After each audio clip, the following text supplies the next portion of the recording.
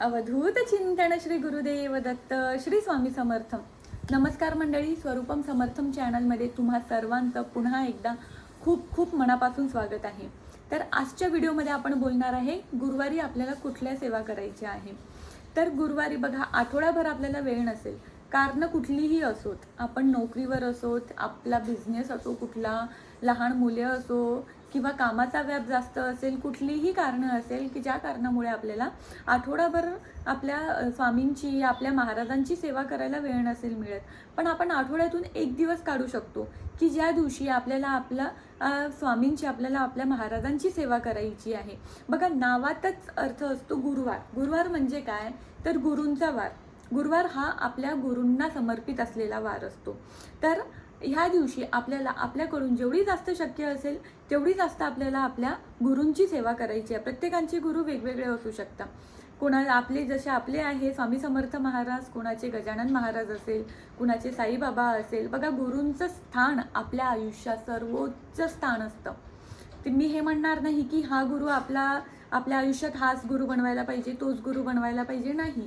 गुरु बनवणं हे प्रत्येकांचे आपापली इच्छा असते. प्रत्येकांना जो व्यक्ती आपल्या गुरुपदावर ठेवायचा असतो तो प्रत्येकांची इच्छा वेगवेगळी असते. पण तुम्ही कोणालाही गुरु मानत असेल, पण आपल्या आठवड्यातून एक दिवस तरी त्या गुरूंसाठी समर्पित असू द्या.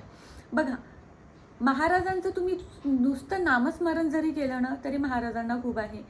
त्यांच्यासाठी खूप काही करायची गरज नाही की तुम्ही नवसच बोला, तुम्ही हेच करा, तुम्ही तेच करा.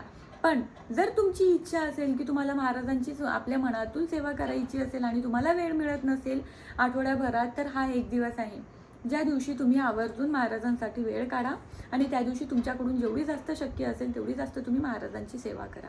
तर गुरुवारी आपल्याला काय काय सेवा करायची आहे, तर बघा, गुरुवारी सर्वप्रथम तुम्हाला सकाळी लवकर उठायचं आहे. सकाळी लवकर उठले की त्यानंतर तुम्हाला आपल्या घर स्वच्छ केलं, आपली नित्यकर्मे आटोपली की त्यानंतर तुम्हाला सर्वप्रथम आंघोळ करायची आहे. आंघोळ झाली की तुम्हाला आपलं मुख्य दरवाजा जो आहे घराचा तो स्वच्छ करायचा आहे. तो स्वच्छ करायचा, हळदीने तुम्हाला मुख्य दरवाजावर शुभ लाभ काढायचा आहे, स्वस्तिक काढायचा आहे. दर गुरुवारी, तुम्ही बाकीच्या दिवशी काही नका करू, पण दर गुरुवारी तुम्हाला आपला मुख्य दरवाजा स्वच्छ करून त्याच्यावर कुंकवाने तुम्हाला शुभ लाभ आणि स्वस्तिक काढायचं आहे. ते झालं की त्यानंतर गुरुवारी तुम्हाला आवर्जून आपल्या उंबरठ्यावर हळदीचं लेपन करायचं आहे. हळदीचं लेपन केलं. हळदीचं लेपन कशा प्रकारे करायचं हे सगळ्यांना माहितीच आहे. जर माहिती नसेल तर कमेंट डाऊन करा, मी त्यावर एक वेगळा व्हिडिओ बनवेल.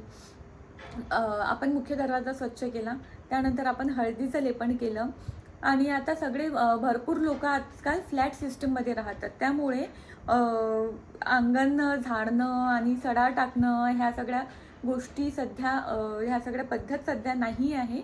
पण जर तुमचं स्वतःचं घर असेल, तुम्हाला जर अंगण असेल, तर तुम्हाला अंगण स्वच्छ करायचं आहे आणि सडासुद्धा टाकायचा आहे.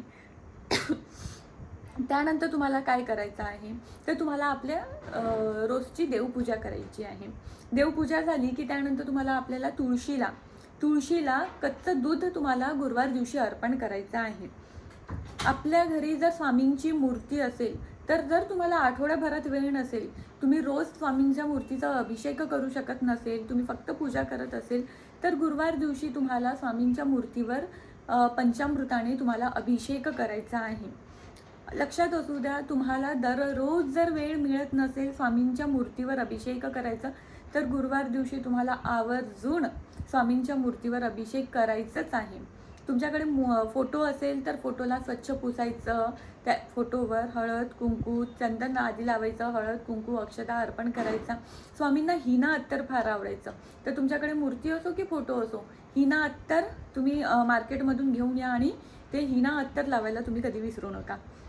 आणि त्यानंतर बघा, नित्यसेवेमध्ये आपल्याला रोज स्वामी चरित्र सारामृताचे 3 अध्याय वाचायचे असतात.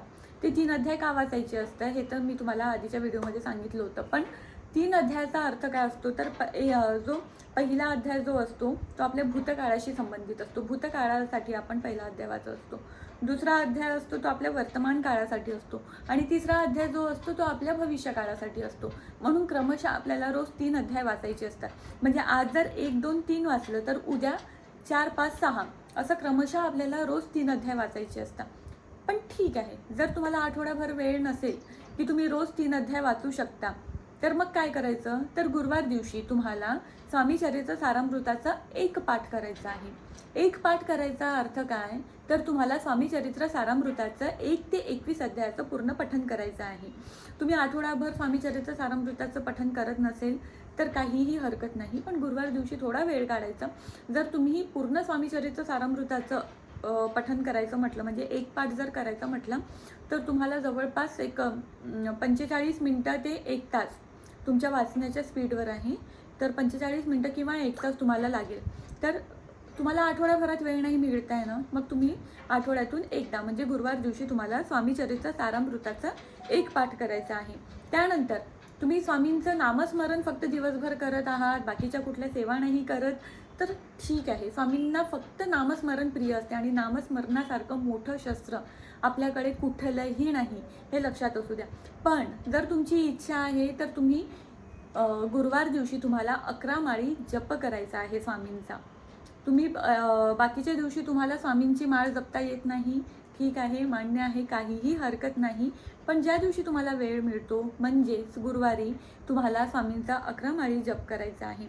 स्वामींना पिवळे वस्त्र फार आवडायचे, तर गुरुवार दिवशी शक्य असेल तर पिवळे वस्त्र तुम्हाला परिधान करायचं आहे. आणि गुरुवार दिवशी तुम्हाला केंद्रात किंवा दत्त मंदिरात जायचं आहे. आपल्या प्रत्येकाच्या घराजवळ किंवा गावात कुठेतरी केंद्र असेलच, आणि जर नसेल तर दत्त मंदिर असेल तर तुम्हाला तिथे जाऊन स्वामींचं, दत्त महाराजांचं दर्शन तुम्हाला घ्यायचं आहे. दिवसभर आपल्याला अखंड नामस्मरण करायचं आहे. गुरुवार दिवसच हा आपल्या गुरूंसाठी असतो, गुरूंना समर्पित असतो गुरुवार दिवस. तर गुरुवार दिवशी आपल्याला अखंड नामस्मरण करायचं आहे महाराजांचं. आणि त्यानंतर आपल्याला आरती करायची आहे, सकाळी आणि संध्याकाळी दोन्ही वेळा आरती करायची आहे. अजून एक महाराजांची सगळ्यात आवडती सेवा, ती म्हणजे तारक मंत्र.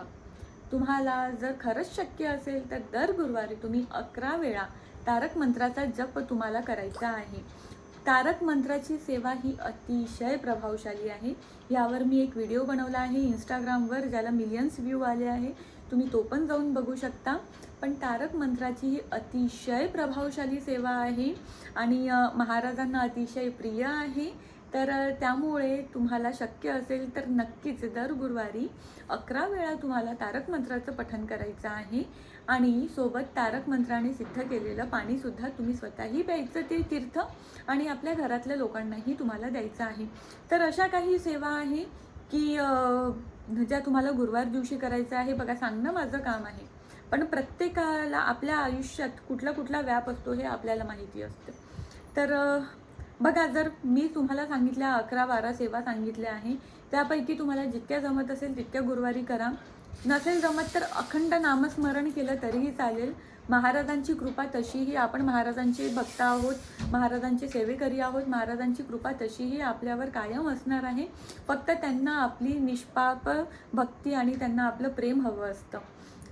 तर आजचा व्हिडिओ आवडला असेल तुम्हाला तर लाईक करा, शेअर करा. चॅनलला अजूनही सबस्क्राईब केलं नसेल तर सबस्क्राईब करून जा. आणि पुन्हा अशा एका नवीन माहितीसोबत भेटू. धन्यवाद. भिवू नकोस, स्वामी पाठीशी आहे.